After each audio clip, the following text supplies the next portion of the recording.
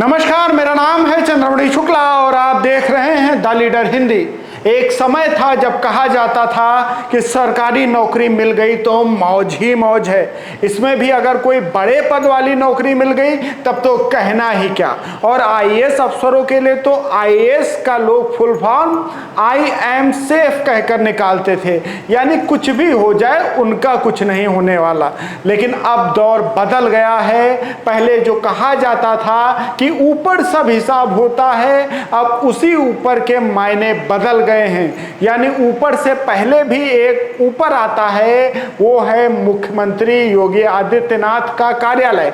बताया जा रहा है कि यहाँ छोटे से लेकर बड़े अफसरों तक का उनके क्रियाकलाप के आधार पर पूरा लेखा जोखा तैयार किया जा रहा है। इसका दायरा शासन से लेकर तहसील और थाने स्तर तक है, यानी थानेदार से लेकर एडीजी तक और तहसीलदार से लेकर प्रमुख सचिव तक सबका हिसाब तैयार हो रहा है कि किसने अच्छा काम किया है और किसने लापरवाही की है।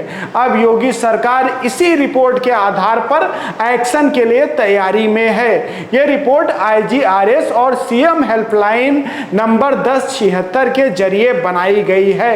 हर महीने अधिकारियों के कार्य क्षेत्र के आधार पर रिपोर्ट तैयार की जाती थी कि कितनी शिकायतों में लोगों तक फायदा पहुंचाया गया और कितना का निस्तारण सुचारू रूप से नहीं किया गया। वैसे जो लिस्ट तैयार की गई है उसकी सूत्रों के हवाले से मिली जानकारी के अनुसार सबसे पहले आपको यूपी में काम कर रहे अच्छे और खराब परफॉर्मेंस वाले डिपार्टमेंट के बारे में बताते हैं। जुलाई 2022 में अच्छी परफॉर्मेंस वाले 10 डिपार्टमेंट की बात करें तो ग्राम विकास, भूतत्व एवं खनिज क्रम, श्रम, नगर विकास, गृह एवं गोपन, पिछड़ा वर्ग कल्याण, समाज कल्याण, सिंचाई, जल संसाधन, पंचायती राज, सहकारिता।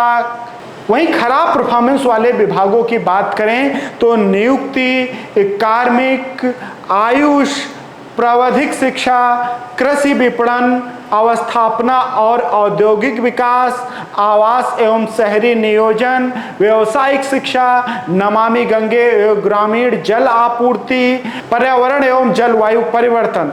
अब जिलों की जिम्मेदारी संभालने वाले सबसे अच्छे और सबसे लापरवाह डीएम की भी बात कर लेते हैं। सबसे अच्छी परफॉर्मेंस वाले अगर 10 डीएम की बात की जाए तो सबसे पहले नंबर पर हैं अमरोहा, फिर प्रयागराज, फिर संत कबीर नगर, फिर बागपत, फिर शाहजहांपुर, फिर महाराजगंज, फिर फर्रुखाबाद, उसके बाद मेरठ, फिर इटावा, उसके बाद आखिरी में है शामली।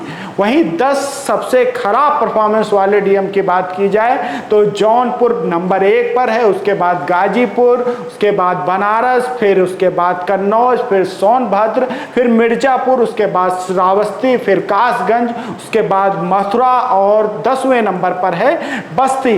वहीं 5 अच्छी परफॉर्मेंस वाले टॉप 5 कमिश्नर की बात करें तो मिर्जापुर मंडलायुक्त नंबर 1 पर हैं, उसके बाद सहारनपुर मंडल और तीसरे नंबर पर झांसी मंडल, चौथे नंबर पर अयोध्या मंडल और 5वें नंबर पर गोरखपुर मंडल है। वहीं अगर बात करें सबसे खराब परफॉर्मेंस वाले 5 कमिश्नरों की तो मेरठ मंडल नंबर 1 पर है, वाराणसी मंडल जो है नंबर 2 पर, कानपुर मंडल नंबर 3 पर और लखनऊ मंडल चौथे नंबर पर, देवीपाटन मंडल 5वें नंबर पर है।